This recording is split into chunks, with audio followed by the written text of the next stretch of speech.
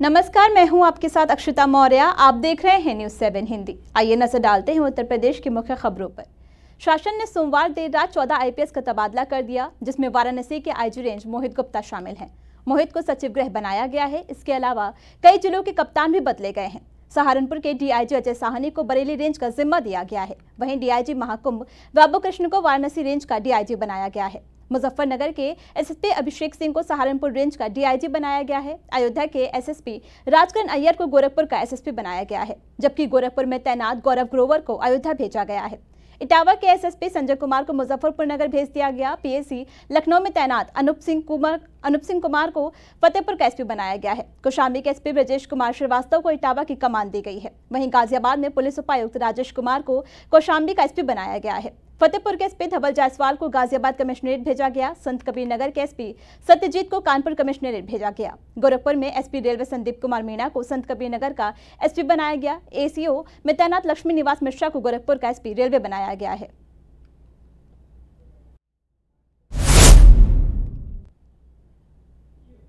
शराब पीकर वाहन चलाने वालों की अब खैर नहीं है। यातायात प्रभारी की ओर से मंगलवार को सिविल लाइन चौराहे पर चेकिंग अभियान चलाया गया। यातायात प्रभारी ने शराब पीकर गाड़ी चलाने वालों पर शिकंजा कसते हुए ब्रेथ एनालाइजर के माध्यम से परीक्षण किया। परीक्षण के दौरान यातायात पुलिस शराब पीकर गाड़ी न चलाने के लिए माइक के माध्यम से लोगों को प्रेरित किया गया। साथ ही शहर के अलग अलग जगह पर विशेष सघन चेकिंग अभियान चलाया गया है। बगैर नंबर प्लेट के मानव विपरीत दौड़ रहे वाहनों पर भी शिकंजा कसा गया और जांच में पकड़े गए लोगों पर जुर्माना कार्रवाई भी की गई है।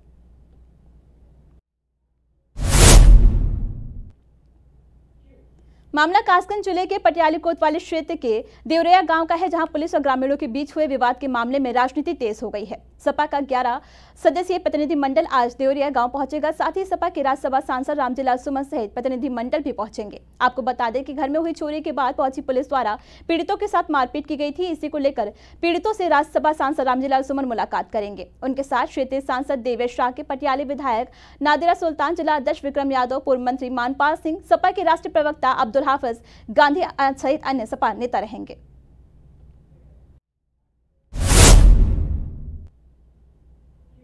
मामला रायबरेली का है, जहां एक बुजुर्ग महिला ने भीख मांगकर भंडारा कराया। आपको बता दें कि रायबरेली के प्रसिद्ध मंदिर मां मनसा देवी मंदिर में शांति नाम की एक बुजुर्ग महिला है, जो कि भीख मांगकर अपना पेट भरती है और अपना घर चलाती है और पैरों से विकलांग है। आज वे 1-1 रुपए इकट्ठा करके प्रसाद वितरण करवा रही है और आम जनमानस में ये संदेश मीडिया के द्वारा दिया गया कि हर एक व्यक्ति जो न कुछ कर पाए तो किसी की मदद जरूर करे।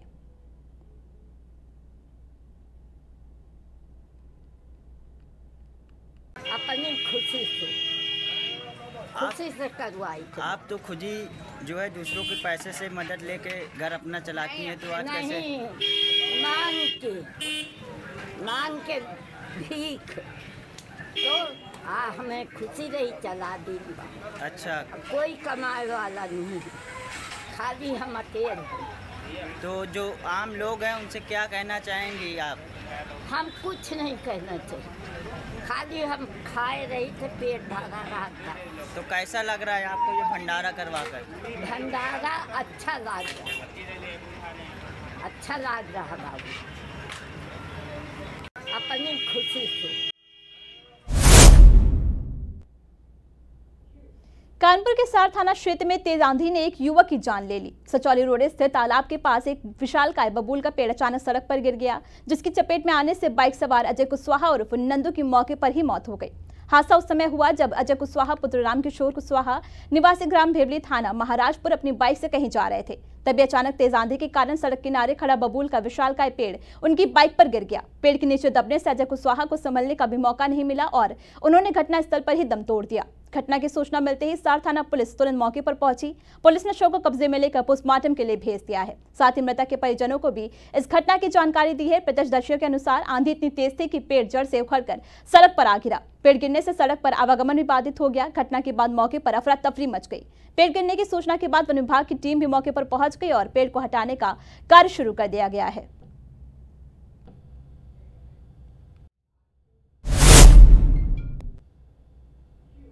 कासगंज जनपद में एक निजी कार्यक्रम में हिंदूवादी नेता साध्वी प्राची पहुंची, जहां उन्होंने मीडिया से बात करते हुए विपक्ष पर जमकर हमला बोला है। उन्होंने पहलगाम में हुए आतंकी हमले को लेकर दुख प्रकट किया है। केंद्र सरकार से पाकिस्तान के खिलाफ कार्रवाई करते हुए पाकिस्तान को नक्शे से गायब करने की मांग की है। आपको बता दें कि कासगंज जनपद में आज हिंदुवादी नेता साध्वी प्राची एक निजी कार्यक्रम में शामिल होने पहुंचे, जहां उन्होंने पहलगाम में हुए हमले को लेकर बड़ा बयान दिया है। साध्वी ने कहा कि वे प्रधानमंत्री नरेंद्र मोदी जी, गृह मंत्री अमित शाह जी, रक्षा मंत्री राजनाथ सिंह जी और डोभाल जी से निवेदन करती है कि वे तत्काल पाकिस्तान के खिलाफ कड़ी कार्रवाई करते हुए पाकिस्तान को नक्शे से गायब करने की मांग की है। साध्वी ने कहा कि कठमुल्लों का देश नक्शे से गायब हो जाना चाहिए। उन्होंने कहा, हमें इजराइल, जापान और वर्मा से सीखने की जरूरत है।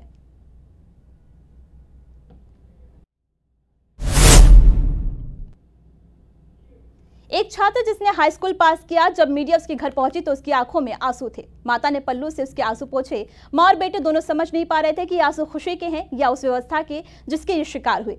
चलिए अब आपको बताते हैं ये पूरा मामला।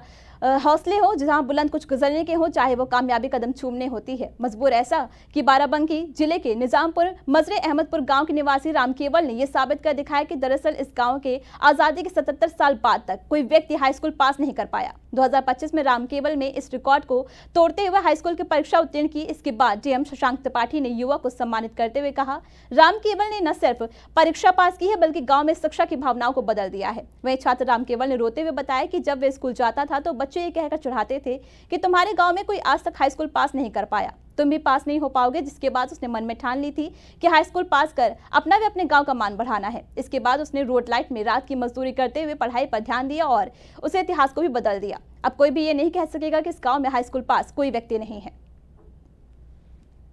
हमें और हमारे साथ के सभी अध्यापकों को बहुत खुशी हो रही है कि हमारा पढ़ाया लड़का स्कूल में 1 से 5 तक पढ़ाया है और आज इसने वो कीर्तिमान रच दिया है जो अभी तक गाँव में कोई नहीं कर पाया था। हाई स्कूल पास हो गया। हम लोग बहुत खुशी है, बहुत ज़्यादा खुश है हम लोग। किस तरह की इनकी दिनचर्या रहती थी पढ़ाई में और किस तरह के कैसे आज्ञाकारी थे? ये हमारा बहुत आज्ञाकारी, ईमानदार से रहा है। अपनी मेहनत से अपने पढ़ाई के प्रति सहयोग समर्पित रहा है। जो हम लोग बताते थे कैसे पढ़ना है, क्या करना है, और पूरी मेहनत और निष्ठा के साथ उसने किया है। बीच में हमारे यहाँ पढ़ चुका है, 6 से 8 तक जूनियर हाई स्कूल में पढ़ा, उसके बाद इंटर कॉलेज गया, तब भी बीच में हमारे संपर्क में रहा है। इसकी माता जी हमारे रसोइया हैं और बच्चा मेहनती रहा है, बहुत अच्छे से। हमको बहुत खुशी है, महान खुशी है। हमको खुशी बहुत है कि हमारे अपने जमाने के बाद हमारा बच्चा यहाँ से निकला है, ये गांव के अंदर से नहीं। मतलब तरक्की बहुत मनाही करता है कि आपको बच्चों को पढ़ाने से क्या मतलब है।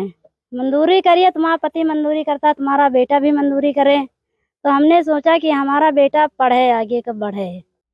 हमें और हमारे साथ के सभी अध्यापक दिनांक 5 मई को प्रातः 1:30 बजे के लगभग शादी समारोह से खाना बनाकर वापस लौट रहे बाइक सवार 3 हलवाइयों को तेज रफ्तार ट्रक की रौंदने से तीनों की मौके पर ही दर्दनाक मौत हो गई। दुर्घटना को अंजाम देकर भाग रहे ट्रक को पुलिस ने पकड़ लिया और तीनों मृतकों के शवों का पंचनामा भरकर पोस्टमार्टम के लिए भेज दिया गया है। घटना से परिजनों में कोहराम मचा हुआ है। आपको बता दें कि मामला कस्बा कबराई के राजीव नगर निवासी कुल्लू कुशवाहा का 25 वर्षीय पुत्र प्रमोद अपने साथी भरत पुत्र हरिकिशन जीतू पुत्र उदयभान के साथ शादी में खाना बनाने का काम करता था। तीनों बरबई गांव से खाना बनाकर बाइक से लौट रहे थे कि कानपुर सागर राष्ट्रीय राजमार्ग में बाइक सवार अपने अन्य साथियों का इंतजार करने लगे। तेज गति से आ रहे ट्रक ने साहू पेट्रोल पंप के पास सड़क किनारे खड़े बाइक सवारों को रौंद दिया। दुर्घटना को अंजाम देने के बाद ट्रक ड्राइवर मौके से भागने का प्रयास करने लगा और कुछ हद तक भाग भी गया, लेकिन सूचना प्राप्त होते ही इलाकाई पुलिस की तत्परता से ट्रक को टोल पर पकड़ लिया गया। ट्रक को कब्जे में लेकर कार्रवाई शुरू कर दी गई है। वहीं पुलिस ने तीनों मृतकों का पंचनामा भरकर विधिक कार्रवाई शुरू कर दी है।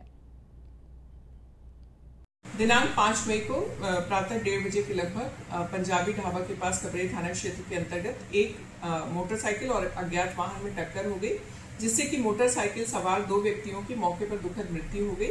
इसके अतिरिक्त एक व्यक्ति घायल था, जिन्हें इलाज हेतु अस्पताल ले जाया गया, जहां पर डॉक्टर्स ने उन्हें मृत घोषित कर दिया। पुलिस ने तत्काल मौके पर पहुंचकर अज्ञात वाहन को ट्रेस कर लिया है। वाहन को बरामद करने का प्रयास किया जा रहा है। एफआईआर की कार्रवाई प्रचलित है।